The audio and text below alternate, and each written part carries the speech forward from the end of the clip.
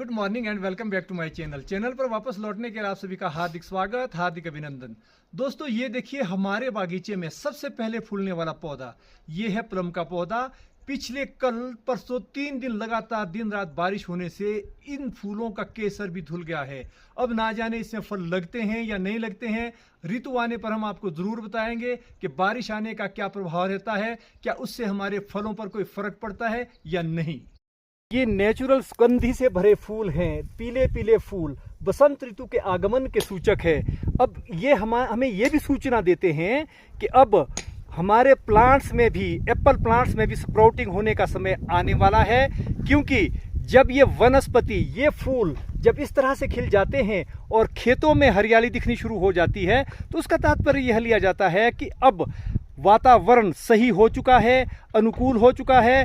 Plants में भी अब स्प्राउटिंग होने वाली है कुछ दिनों में, जबकि वनस्पतियों में भी फूल निकल गए हैं, पत्ते निकल गए हैं। इसी तरह से हमें ये पूरी सूचना मिल जाती है कि अब वसंत ऋतु में एक प्रॉपर मॉइस्चर और प्रॉपर टेम्परेचर बन करके आता है, तभी वनस्पति प्रस्फुटित होती है। ये प्लम का वही प्लांट है जिसमें शाख दर शाख फूल खिले हैं, एकदम सफेद फूल, चारों ओर केसर की सुगंधी इस तरह से फैली है कि सारा वातावरण एक पौधे ने ही महका दिया है। अब आप देखिए कि किस तरह से हमारे बागीचे में एक फ्लावरिंग और स्प्राउटिंग का सिलसिला शुरू होता है। इसके पश्चात जो फ्लावरिंग और जिसमें पत्तियां आने वाली है वो होता है एप्रिकॉट का प्लांट। एप्रिकॉट के प्लांट में और पीच के प्लांट में लगभग साथ साथ ही फूल भी आते हैं, पत्ते भी आते हैं, वो भी हम आपको दिखाने जा रहे हैं। प्लम का यह प्लांट हमारे पास ट्रेडिशनल प्लांट है। इसमें हर वर्ष जम करके फूल निकलते हैं और जम करके ही फल लगते हैं। हमें इस वर्ष भी पूरी उम्मीद है कि इसमें पूरे फल लग करके आएंगे। प्लम के इस प्लांट के अलावा हमने छोटे छोटे प्लम के प्लांट्स भी लगाए थे, जो वही छोटे छोटे प्लांट पूरे फूल और पत्ते लेकर के आए हैं और उनसे भी इस बार फल लगने की पूरी उम्मीद है। प्लम के बाद अगर कोई फूल लेकर के आने वाला प्लांट होता है तो वो होता है एप्रिकॉट का प्लांट।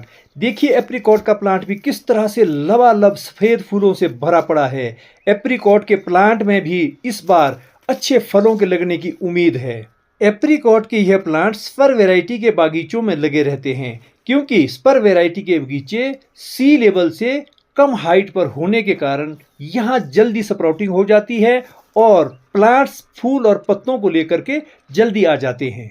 बता दें कि एप्रिकॉट के प्लांट की बहुत ज़्यादा उपयोगिता है, अर्थात हमारे जीवन में एप्रिकॉट का प्लांट बहुत वाइटल रोल प्ले करता है। वो कैसे?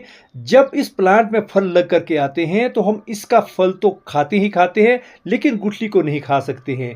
गुठली के अंदर से निकलने वाली गिरी हमारे लिए बहुत ही लाभदायक सिद्ध होती है, क्योंकि इससे जो तेल निकलता है वो घुटनों में होने वाली दर्द को दूर कर लेता है।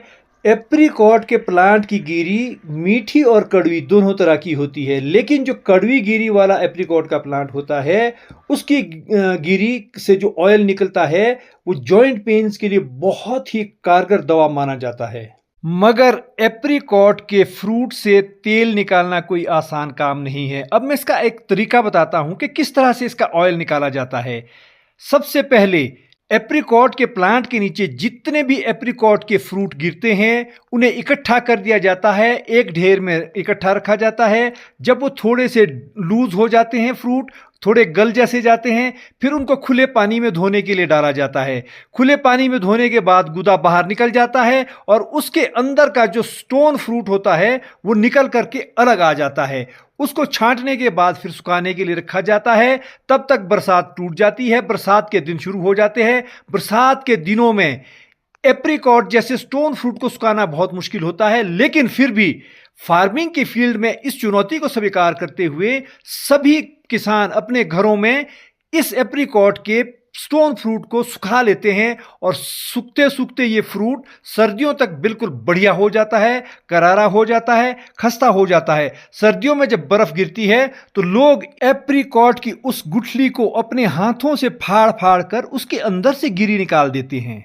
अभी गिरी को साफ करने के लिए एक प्रोसेस और बाकी बचा है, क्योंकि जब एप्रिकॉट के स्टोन फ्रूट को फाड़ा जाता है तो उसका बाहर वाला छिलका यानी उसका बाहर वाला कवर और अंदर वाला दाना आपस में मिल जाते हैं। उनको अलग से छांट कर निकालना होता है। जो एप्रिकॉट के दाने का छिलका होता है उसको अलग निकाल दिया जाता है और उसके अंदर की जो गिरी होती है उसको अलग छांट करके रख दिया जाता है। छांटी हुई गिरी को उसके पश्चात कोल्हू में पिंजाई के लिए भेजा जाता है। पिंजाई के बाद जो तेल आता है वो हमारे जीवन के लिए उपयोगी और बहुत ही लाभदायक रहता है। बता दें कि हमारे फार्म हाउस में एप्रिकॉट का हर प्लांट ऑर्गेनिक होता है। इसमें ना तो किसी तरह का स्प्रे किया जाता है और ना ही किसी तरह की फर्टिलाइजर डाली जाती है। नेचुरल वे से ये प्लांट ग्रो होता है और नेचुरल वे से ये प्लांट फ्रूट देता है। सही मायने में अगर आप ऑर्गेनिक प्लांट के किसी प्रोडक्ट का आनंद लेना चाहते हैं तो एप्रिकॉट ऑयल जरूर लें और उसका स्वाद और उसके फायदे देखें कि आपको किस तरह से लाभ पहुंचाता है। ये एप्रिकॉट का प्लांट फूल लेकर के आया हुआ है। अब इसका तात्पर्य यह है कि अब प्रकृति ने सिस्टम वाइज धीरे धीरे पहले प्लम फिर एप्रिकॉट और उसके बाद एप्पल में फूल लाने का सिलसिला जारी कर दिया है। यह है एप्रिकॉट का प्लांट। इसमें देख रहे हैं आप कैसे खूबसूरत फूल आए हैं। फूलों के साथ अब पत्तियां आनी भी शुरू हो गई है। पत्तियों के साथ अब फल भी आने शुरू हो जाएंगे। उसे हमें अनुमान लग जाता है कि भाई किस तरह से हमारे प्लांट्स में फलों की सेटिंग होने वाली है। तो दोस्तों अब प्लांट्स में स्प्राउटिंग शुरू हो गई है। ये है कैंथ, यानी इस पर हमारा पियर्स की ग्राफ्टिंग होती है। ये मेरे पास मोटी डंडी पियर्स हैं, इसकी इस पर ग्राफ्टिंग होनी है। अब जो मेरे औजार है, मेरे औजार ये देखिए, इसके लिए इस तरह के औजार लगते हैं। ये है, ये मेरा नाइफ है, ये मेरी आरी है, ये चाकू है। दो किस्म के, फिलहाल दो किस्म के चाकू लाया हूँ और ये मेरी फेल्को 7 कैंची है। अच्छा, अब अगर ये काम ना करे, बीच में थोड़े से धार इनके कुछ ना लगे, तो इसको तेज़ करने के लिए भी मेरे पास इसकी पत्थरी है। इससे इसको तेज़ करते रहते हैं ताकि हमें काम की दिक्कत ना आए काम करने में। अब देखिए किस तरह से हम ग्राफ्टिंग करते हैं। ग्राफ्टिंग का एक अलग ही प्रोसेस है। 2-3 तरह की ग्राफ्टिंग होती है। एक कलम ग्राफ्टिंग होती है, एक प्लेन ग्राफ्टिंग होती है और एक स्किन ग्राफ्टिंग होती है। बट अभी मैं कलम ग्राफ्टिंग कर रहा हूँ। ग्राफ्टिंग का एक सेट मेथड है कि ज़मीन से प्लांट के 6 इंच ऊपर या ज़्यादा से ज़्यादा 7 या 8 इंच तक हम इसको कट करते हैं। कट करने के बाद फिर हम इसको ग्राफ्टिंग के लायक बनाते हैं। अब ये देखिए आप, मैंने इस कैंथ के प्लांट को कट करना है। ये मैंने कट कर दिया है। अभी देख रहे हैं आप, ये हरा भरा प्लांट मैंने कट कर दिया है, कैंथ का है। अब इस पर मुझे कलम करनी है मोटी डंडी की। ये है मोटी डंडी की कलम। अब किस तरह से करनी है मुझे? मोटी डंडी की कलम करने का भी एक तरीका है। ये देखिए, वैसे तो इसकी 2 कलमें बनेगी, लेकिन नहीं, मुझे करनी है पहली कलम। पहली कलम में वैरायटी फ्रूट आता है, दूसरी कलम में कुछ कम वैरायटी फ्रूट आता है। अब मैंने कलम तो अभी तैयार नहीं किया, लेकिन काट के रख दिया। इससे पहले कि मैं कलम को लगाऊं तो इसमें एक तरीका ये बनता है कि मैं इसको पहले नाइफ के साथ ठीक कर लूं। जो मैंने कैंथ का प्लांट काट करके निकाला है, ये देखिए, पहले थोड़ी सी इसकी फर्निशिंग देनी होती है। ये फिर इसको बीच से इस तरह से काट देते हैं, ये, ताकि इसमें ग्राफ्टिंग का सीधा सीधा तात्पर्य ये है कि दोनों की आपस में स्किन मिल जानी चाहिए।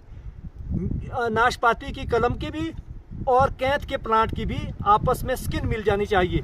अब ये देखिए, पहले हम क्या करेंगे, पहले हम इसको बीच से फाड़ेंगे, इसकी कलम उसके बाद बनाएंगे। क्योंकि अगर हम पहले कलम बनाते हैं फिर फाड़ते तो भी हो सकता है, लेकिन शायद ये ज़्यादा सुविधास्पद रहता है।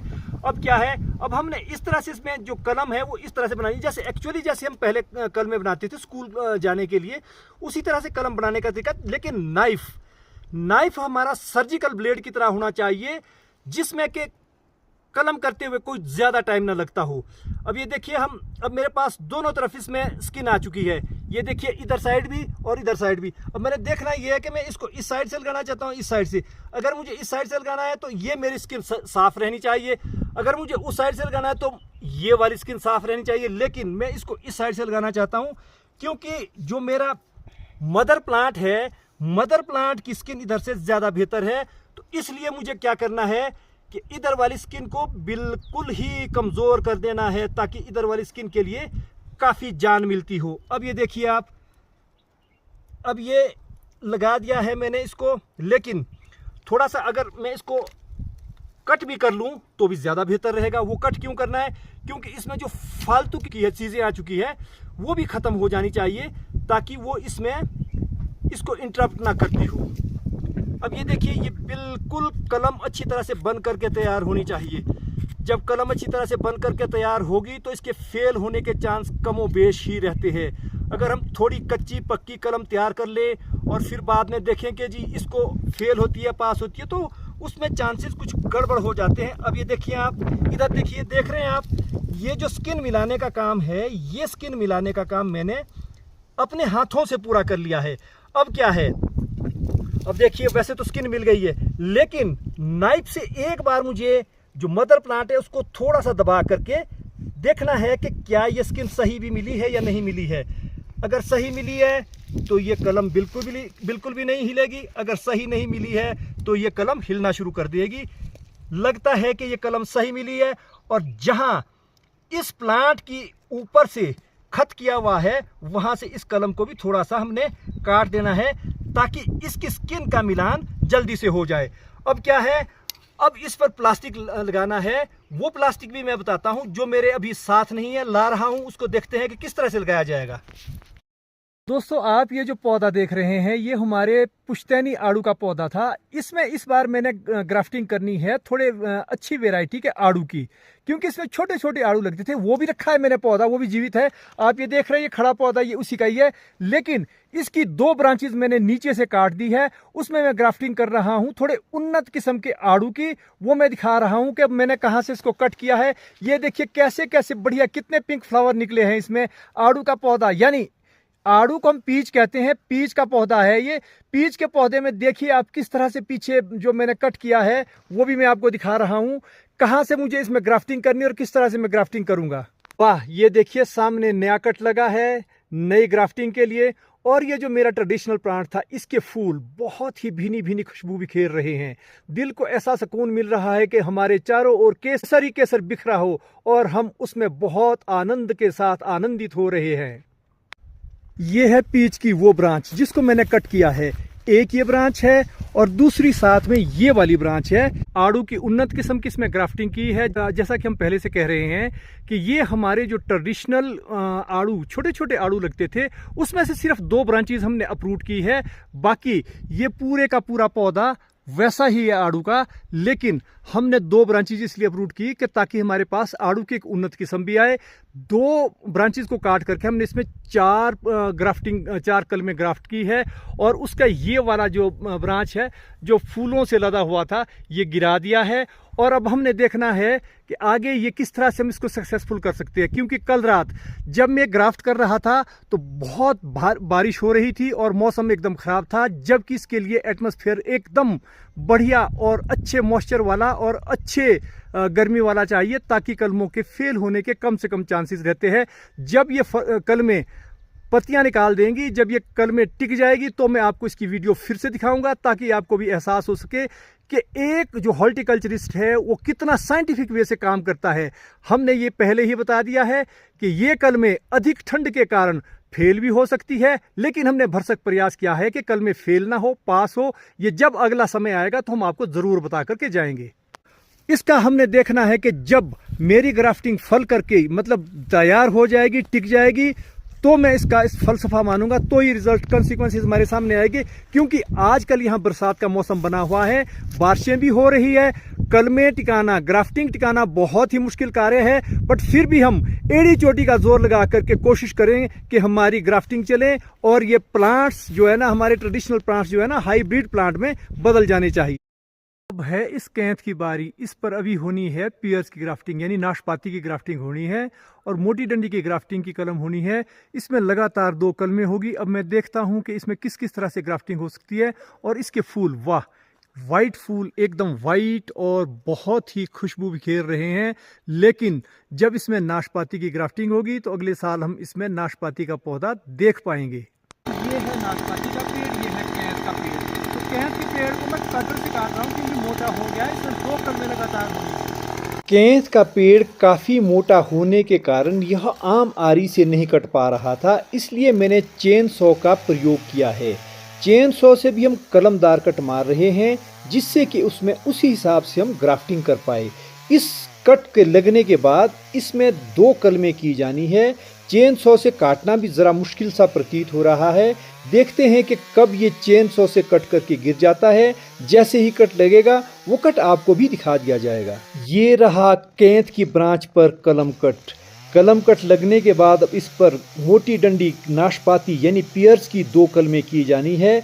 आप देख ही रहे हैं कि किस तरह का सुंदर कट लगा है। इसी तरह के हम सुंदर कलमें भी करेंगे। अब इस कैंथ के पौधे के इर्द गिर्द जितने भी फालतू के जो ब्रांचेस निकली है या फालतू के पौधे निकले हैं, उनको काट करके फेंक दिया जा रहा है, ताकि नीचे से ज़मीन से निकलने वाले जितने भी न्यूट्रिएंट्स हैं वो सारे इस ब्रांच को जाएं और इस पर की जाने वाली कलम ताकि शीघ्र ही उभर करके आए। नाशपाती के इस वृक्ष के साथ एक कैंथ भी था जो हमने कल रात काटा था और उसकी जगह भी हमने ग्राफ्टिंग करनी है। तो अगर हम इस कैंथ की बात करें तो ये काफ़ी मोटा कैंथ था, ये हमने यहाँ से इसको काट लिया है। अब इसकी जगह हमने ग्राफ्टिंग करनी है पियर्स की, नाशपाती की। और जो इसकी जगह कैंथ था, कैंथ भी काफ़ी बड़ा था, उसमें खूब सारे फूल आए हुए थे और पत्तियां भी आई हुई थी। लेकिन इसका तात्पर्य यह नहीं है कि इसके फूल और पत्तियां बर्बाद जाएंगे, नहीं, बल्कि जब आप देखेंगे इसमें नए रंग की नाशपाती लग करके आएगी, नए रंग के फल, अर्थात कैंथ की जगह नाशपाती बन करके आएगी। फिर हम आपको दिखाएंगे कि किस तरह से ये बन करके तैयार होती है। अब मैं एक और बात बता देना चाहता हूँ आपको ये भी बता दें कि ये वाली जो देख रहे हैं आप, ये भी पहले एक ग्राफ्ट किया हुआ, कैंथ पर ही ग्राफ्ट की हुई पियर की कलम है जो इतनी बड़ी हो गई है। अब ये अगले 1 साल 2 साल में फसल देने के लिए बिल्कुल रेडी है। जो भी ग्राफ्ट करते हैं हम, उसकी कोई भी कलम तीसरे साल के बाद फसल देने के लिए बिल्कुल तैयार हो जाती है। आड़ू खुमानी नाशपाती की ग्राफ्टिंग करने के बाद अब बारी आई है सेब की ग्राफ्टिंग की। एप्पल ग्राफ्टिंग के लिए भी हमारे पास माकूल समय है, क्योंकि हमने कलमें समय रहते रख ली थी। अब सिर्फ हमने ग्राफ्टिंग करनी है। एप्पल ग्राफ्टिंग थोड़ी लंबी देर तक चलेगी। जब तक ये ग्राफ्टिंग पूरी नहीं हो जाती तब तक हम इस कारवां में लगे रहते हैं, जुटे रहते हैं। आज हम भी अपनी बागवानी से कुछ नज़ाकत लेकर देवदार के घने जंगलों में सैर करने के लिए निकल आए थे। आप देखिए किस तरह से जंगलों में छोटे छोटे वृक्ष अपने आप उगते हैं। न इनको उगाने वाला है कोई और ना ही इनकी देखभाल करने वाला है कोई। ये देखिए देवदार के छोटे छोटे नए पौधे खुद ही उग करके आए हैं। अब देखने वाली बात यह है कि ये प्रकृति के आंचल में किस तरह से अपना दामन समेटे हुए ऊपर की ओर छलांग लगाते हुए बढ़ते हैं। जबकि एप्पल फार्मिंग में हम एड़ी चोटी का जोर लगाते हैं, कितने फंजीसाइड करते हैं, कितने पेस्टिसाइड करते हैं, तो भी उन प्लांट्स को ग्रोथ के लिए बहुत ज़्यादा टाइम लगता है।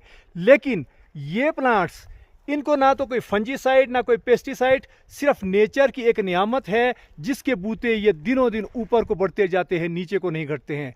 शर्त एक है कि अगर इन जंगलों में आग लग जाए तो ये बेचारे झुलस करके ख़त्म हो जाते हैं।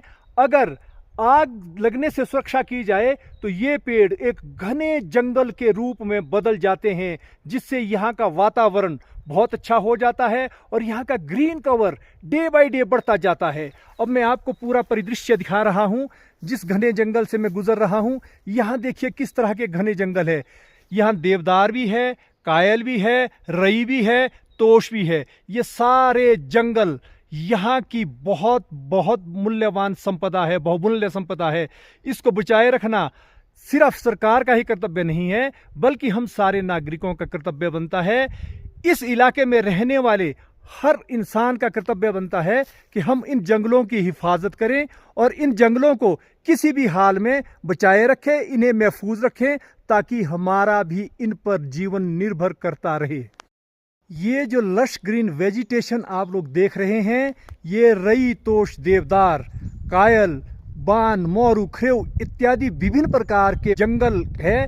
इन वनों में मिलने वाली बहुमूल्य संपदा भी हमने इस ब्लॉग में आपको दिखाई है और आपको नाम बताना होगा कमेंट बॉक्स में लिख करके कि इसका नाम क्या है। एप्पल फार्म में नेचर का रोल, एप्पल फार्म में ग्राफ्टिंग और वन्य संपदा को लेकर तैयार किया गया यह कंटेंट आपको कैसा लगा, कमेंट बॉक्स में अपनी राय लिख लेना। अगर आपको ब्लॉग अच्छा लगा हो तो वीडियो को लाइक करना और इसे शेयर भी कर लेना। जिन लोगों ने चैनल को भी सब्सक्राइब नहीं किया है वो भी चैनल को सब्सक्राइब कर लेना। अगले ब्लॉग में आपसे शीघ्र ही मुलाकात होने वाली है। तब तक स्वस्थ रहिए, मस्त रहिए। जय हिंद।